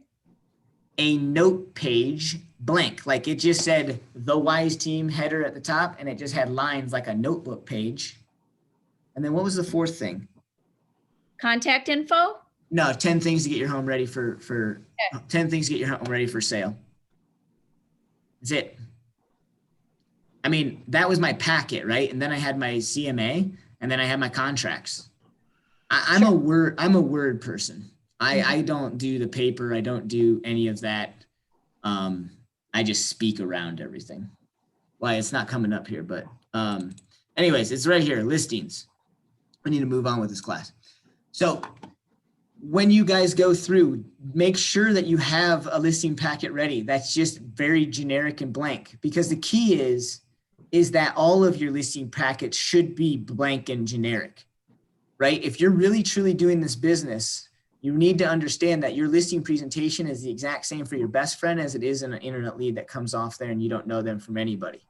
So just to have that ready and pre-populated just in an email somewhere in your file that you can just pull it up on a whim because somebody says they want a listing presentation right then and there. Like what do you do if you have somebody that comes into an open house, says, hey, after your open house, do you have anything going on? And your mouth says no. And then they say, well, great. Can you come over to my house and kind of show us what you would do to get our home sold? You can say, absolutely, right? So having those things ready are so important. So important. So that's kind of the tactics behind it. Now let's talk about for the next 5 or 10 minutes and we'll wrap this up. So again, I'm going to precurse, leaving Ignite to talk about more of the process itself. This is a tactical way to get your mind wrapped around to how did this works. So you get to the listing presentation, you go through and you go over CMA, you go over that. And now we're like at the end of it. They want to list with you. You've went through the process of how the home sale is going to work. But now what happens? How does it all kind of come together? So you have listing documents all done. You have all of your disclosures done except the seller's property disclosure. So this Wait, is a, you're going in to the meeting with everything almost pre-filled with all their info? well, that's up to your business. I'm fast. So I'm leaving at Okay. night to talk about the actual presentation. Okay. I'm saying you're done with your presentation. However, your presentation is, I don't care. Some people are going to pre-fill in their contracts. Some people are going to fill it in at the listing table. I'm just talking, if you go into this and you get the listing and now you're leaving that table, what is the expectations? What is next? What is the flow from here for you, not for them, for you, right? So whenever I'm leaving a listing, there's always, usually, and I'm talking very rarely, is ever a house ready for photos. So the expectation is they need to finish up the things that they need for photos to happen. I went from my business going, you tell me when photos are ready and I'll get the photographer on and we'll group text, we'll group message, and we'll get you guys scheduled. I used to do that. And then I realized, one, it was a waste of time for me to be the middleman to schedule photos. If the sellers want to sell with me and I'm paying for the photos, seller, you're going to call the photography company and set up your own schedule because I don't know your calendar. So I started saving myself time there. But here's where I stopped saving myself time. So all the time I spent scheduling things for them, here's what I would do. I would say, once you're ready for photos, I'm going to come back over 24 hours before the photos are set up. So that way I can verify that you accomplished everything that we talked about. And I understand that there's so many things going on in your head that you're probably going to have the house ready. But in my experience, there's always been something like that. And see, photographers won't move things for people. Photographers can't stand when they have to wait for your clients to move things out of the kitchen, go over to the other room, take a couple photos, and they have it in their arms and they bring it back, right? And see, what happens is when you leave somebody and you say, get your home ready for photos, they call you and say, hey, we're ready for photos. Sometimes what they're saying is we're ready for photos with a plan. Our plan is that when the photographer gets here, we're going to take off all of our kitchen appliances and we're going to move them over to the living room real fast. They're going to take their photos and then we're going to move them back. I go over about 24 hours before and I verify. Now, you guys, do I go over for everybody? There's some houses you walk into and you're like, well, we're not going to call a stager. I think you guys just need to vacuum your carpets and we'll get some photos in. You know what I mean? I'm not going to go back over to those houses. But the people that have everything on every nightstand, every dresser, every kitchen countertop, every kitchen cabinet, all over the home, I'm going to go back over to their house because they're so used to seeing that stuff that it becomes background noise. So for them, any bit of movement from them clearing off their stuff looks like a huge improvement to them. So they miss things in their eyes. So it's not to undermine them. It's just the way people live. I personally am a clutter person. I have things on top of everything at my house. I'm not a hoarder by any means, but my desk at every one of my offices has things all over the countertops. I don't like them in drawers and file cabinets because I'll never use them. I'll never see them. I'll never look at them. There's just people like that, and I'm like that. And so for me, it becomes background noise. I don't even notice it. So I go over. Then once I validate that, I go ahead and shoot the photographer a text. You get to know your photographers and you're like, hey, I just validated this one. Because you don't want too many times for your photographer to call you and go, dude, what's up, man? Like, I'm really sorry about these photos, but like they got like pill bottles in every room that they have. Like, I'm really sorry, but I can't crop this out. That's fine. Just send it. We'll put it online. So I've learned that. Then the next thing is staging. Do they need staging? What is staging? Like, what happens? I bet you half of you guys in here are staging pros and half of you in here could care less. I don't think there's a right or wrong. I think what you got to do is you got to look at your subject. Does it need staged, right? It's not our job to determine, how do I say this? It's not our job to stage every home the same way, right? It's our job to recognize how something should be marketed. And if that includes staging, then encourage that. If your business pays for it, do it. My business will only pay for the consultation. I won't pay for furniture. I use stagers that will go in and stage the home with the homeowner's furniture before they push on selling and renting their furniture, right? So usually photos, then maybe staging. And then from there, like, what's the timeline? This is a lot of things that people don't know, but photographers can usually turn around the photos within about 24 to 48 hours. And if I'm doing my job right, I can have the MLS ready. So that way, when the photos hit, I can just upload them and send it in there and do, I can just upload it, the photos, and get it live. So I always tell my sellers, once photos happen, I can have your home on the market ready for showings in about 48 hours. Then, like, some other things that we don't talk about in some of these classes is how does the showings work? What happens, right? So usually you talk about some of this during the presentation, but you got to make sure that when you guys go in and enter your listing into the MLS, you connect your MLS to showing time. You had a conversation with the sellers about how many hours notice they need for showings. Some sellers will say, look, just call me and I'll be out of here in 5 minutes. Some sellers will say, well, with my dog and my kids and my work and blah, blah, blah, I need 2 hours. Some people will say 4 hours, 6 hours, a day, overnight. Those types of things are big things you want to know. Then you want to know, how do they want to communicate? Just because you like to know that a showing request is coming through via text because you don't want to take the phone call, maybe they don't look at their phone during the day. Maybe a phone call is the best for them. Maybe an email is the best for them. Are you giving them the choice to use all three? So showing time, they can set that person up to do all three things. So a seller can get an email, a text, and a phone call to say, hey, you have a showing request. So that way they never miss it. So photos, then you get your staging if you want done. But really, after photos are done, you can get that thing live and on the market. Some people will, what they'll do, and I'll do this. Here's some tactics for you.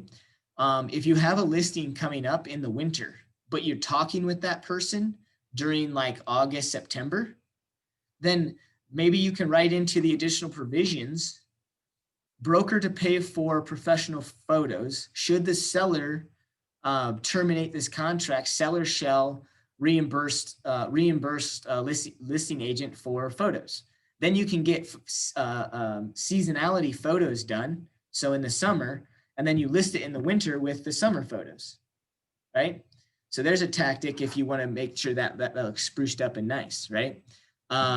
Sometimes if you don't have somebody who wants to, is committed to selling, doesn't want to sign an agreement, tell them to go out and take some really good high definition 4K photos with their phone. So that way they can show the foliage, and then you can use your professional photos in the winter on top. And then at the end, have some of their summer photos to help out. Or instead of using their photos, maybe they'll put together a collage or a book that you have that goes around it. There's another thing about getting ready for listings, right? You don't want to have cue cards up in the home for photos. So if you're going to use cue cards around the home, then have those ready and in place before showings start. What's a cue card? They are little note cards around the house that say special things and highlight things that wouldn't be obvious to you. And I'm a 50-50 person on cue cards. My jury is out. Thank you so much, Ann, for saying that. And here's why Ann's jury is out, and I bet you it's the same thing for me. Cue cards are actually one of my bigger pet peeves. I can't believe that I walk through a home and there's like 50 cue cards places, and I walk through the threshold of the kitchen and like there's a cue card that says kitchen with built-in range. And I'm like, really? Like, are you serious? Like, I can see that. And even if I can't see that means I'll never see your cue card anyways, right? If I'm blind, it doesn't matter whether I can see your oven or a cue card. It's amazing to me. Be careful using cue cards that are just absolutely ridiculous. Because cue cards take away from the buyer looking at the home. Mm-hmm. So I'm a big fan of cue cards with the special things that are unknown. right? Yeah. So like I like this one where you have a cue card on the back patio slider that says natural gas hookup, Mhm. right? You might see a grill out there, but you're a buyer, you're not looking to see if it's hooked up to a propane tank or there. And sometimes that's a big benefit to some people. I like cue So cards. older homes, if they're really old, it's really nice to know this door was from 1806, or these are the original knobs, or this has been refinished. It's kind of really nice to see in a really old home. Yep. not I don't mind that because it's not obvious, right? But anything that's obvious, just like, oh my gosh. Like and here's a cue card that I think is crucial. If you have somebody that has a what do you call those things? A whole house fan, a swamp cooler. Mhm. And those things are winterized, and you have buyers who have never seen that, and they go around and they're just touching buttons and their kids are going off. Put tape over that thing. Do not touch swamp cooler, winterized, right? If ahead. anyone wants any input on these, Mike Weber from the Fort Collins office, he does a really nice job with his. His were the only ones I haven't been offended by, and I actually enjoyed them. So I'm sure he'd share his little tips and tricks, but I've seen him at a couple of his listings. Mike Weber. And exactly. And I'll tell you that if you're annoyed by him, buyers are annoyed by it. It just takes away from them. If you have 50 cue cards in there, and a buyer reads 3 of them, before we have to leave the property, they have to read all 50. Do the things that you can't see that are super special, right? I like to see, like, if the roof is new, how old the roof was, the mechanicals. Those are like the valid cue cards that I think, if you want to highlight that, great. If you have a 25-year-old furnace, I don't think I'd put a cue card up. Or like PEX Plumbing. That's always a fun thing to highlight. I love PEX Plumbing, by the way. I do not highlight PEX Plumbing. If you can't see that, then get out of here. How do you not like PEX? But no, see, that's what I'm saying, Ann. See, we have different opinion. Of course, I love PEX Plumbing. Oh, But, okay. But see, I don't need a cue cue because I'm a buyer's agent who goes like this in a mechanical room. And Exactly. does, sweet, Yeah. there's PEX Plumbing. Yeah. Right. So it's cue cards are touchy. Just don't be that agent that it detracts you. It actually hurts the home sale. I was a buyer's agent for too many years. Brand every cue card, and you're like, I got it at the first one. Yep. I got you're with Keller Williams. Yep. Welcome to a bedroom. Yeah. Nice, spacious closet. Like, what are you? It's a regular closet. Like, this is a sliding, like it's a bedroom And closet. don't you want to tear them down? Like, I'm literally like, if I see one more. What I do is I start making Snapchat videos. I'll be like, I know I'm gonna walk through this house, and I just like snap these photos, and I just snap like all 50 of them as I'm walking around. So dumb. And then What there's some else? of them laminated. Yeah, some go above and beyond and laminate. I'm not against cue cards, but like, good Lord, you guys, we have a lot better use of our time for sure. What else? What stone have we left unturned? I wanted to ask about photos, Bruce. When we did the open house on Saturday, online, they cropped some furniture into the online photos. Is that Virtual. your question or is that a statement? Yeah, well, I'm just curious the cost and efficiency of virtual photos. Cool. So virtual photos, I don't know the cost. I know that it does cost, I remember the last time I heard it cost more than I thought it would, but it costs a lot less than staging. I believe that just like everything, there's a better way to do virtual staging than another. The listing that you guys did, I didn't care for the way they had that done. The tactic that they're talking about was the open house that Melissa got through Coco on that agent. And in the listing, they would have, I think either the virtually staged photo, and then right after it was the empty photo, or vice versa. It was like an empty photo and then the staged photo. My eyes don't love that. What I like to do, what I like to see, and what I think my buyers like to see, is doing it in a series of, okay, here's the walkthrough of the home in like 12 photos without any virtual staging. And then at the end, the last 12 photos are the same photos, but they're all virtually staged. So when you're going through, you can kind of get an idea of the layout and everything. And then when you get done with the layout, then the photos rotate again, and then they can show you more of that depth through there.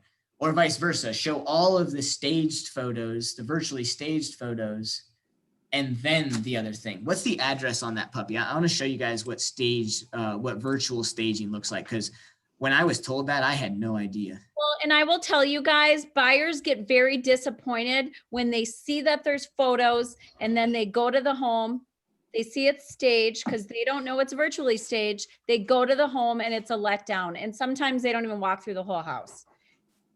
So And I think that's why I've learned not to stack them on top of each other, of a blank one and then a staged one. Because You have the to buyer's be like, what the hell's going on? to figure them out, because you have to set the expectation for your buyer that this house is virtually staged, just so you know. But when you see it, it's going to be empty. Sometimes, yeah. Melissa? Oh, sorry, I sent it in the chat. It's 1363 14th Avenue. So this is virtual staging.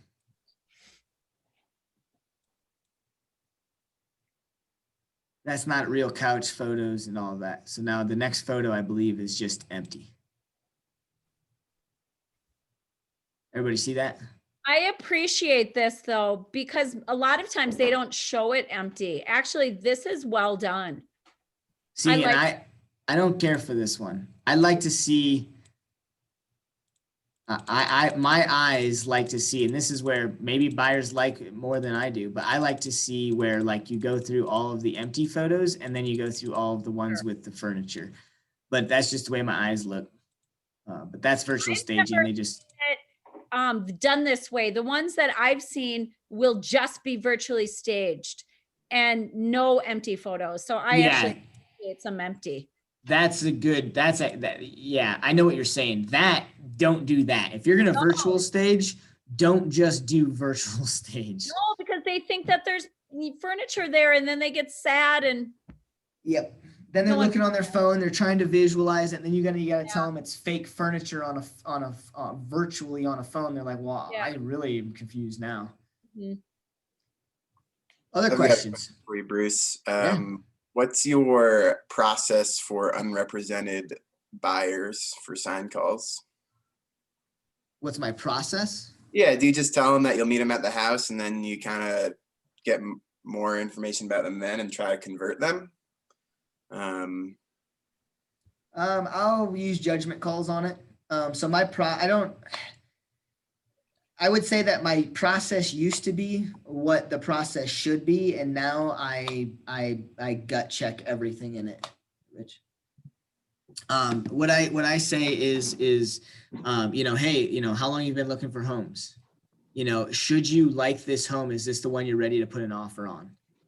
Because if I'm just going to go show them the home and they're not pre-approved, they're not ready, they're not anything, most likely I'm wasting my time, because you're talking to somebody who's probably called a bunch of other listing agents just going to go see some other homes. So when I get a sign call, I try and set up showings for not only the listing that I have, but other homes in the area that they weren't able to get a hold of the other listing agent for. And then I set those up too, and we go see them. I used to pretty much say that, at all times, like if somebody wanted to go see a home, I was busy during the time they wanted to, so I could build better rapport and then find another time. I gotta talk to my wife about this and see if I can move some things around and, whatever that is, and then get back on the phone with them and just keep building the rapport and see if I can't get them in for a consultation. Some of the people that, once I say, are you pre-approved? Are you ready to buy this home? And they say no. And I say, well, hey, look, I know that, seeing homes exciting. When are you looking to buy a home? and they say like, anything before or anything after 3 months. And I'll say, look, I apologize. My business isn't built off of just, disrupting these sellers just to look into a home. Are you just looking at the home to get, an idea of price? Help me understand why you're 6 months away, but you want to get into a home. So I've learned over the years to be I'm a lot more demanding of sign calls than I used to be. And so I'm tethering around my words here, you guys, because when I was younger, I needed every lead I could get.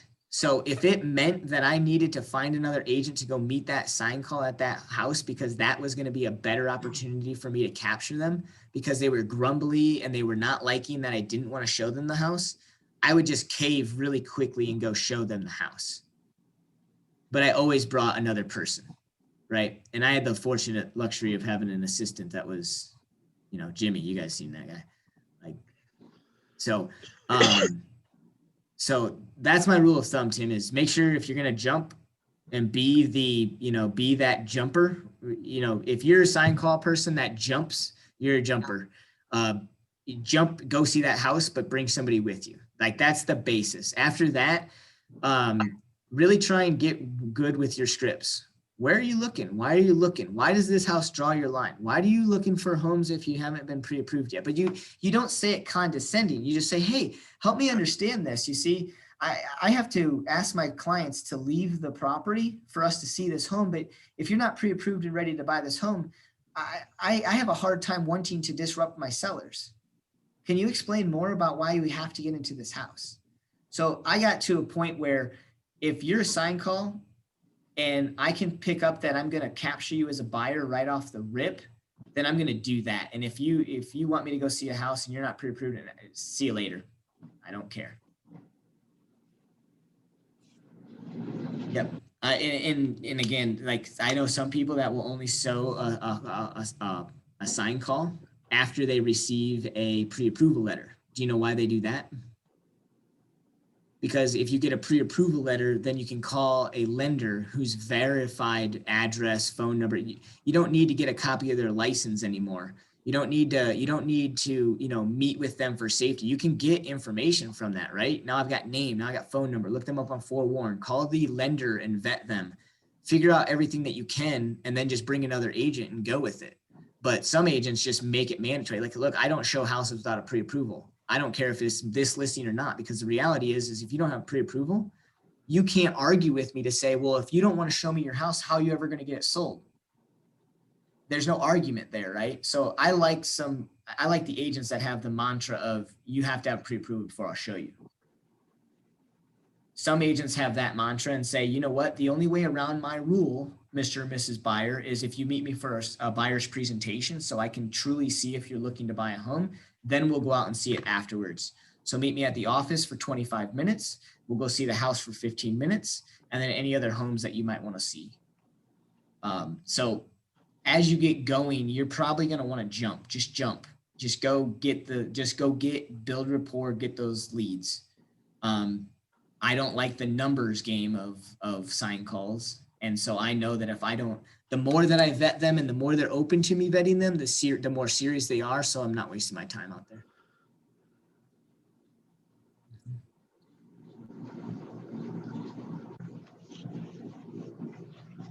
Other questions? Cool. Thanks, guys. This was a great class. This was a lot of things that aren't in other classes. So.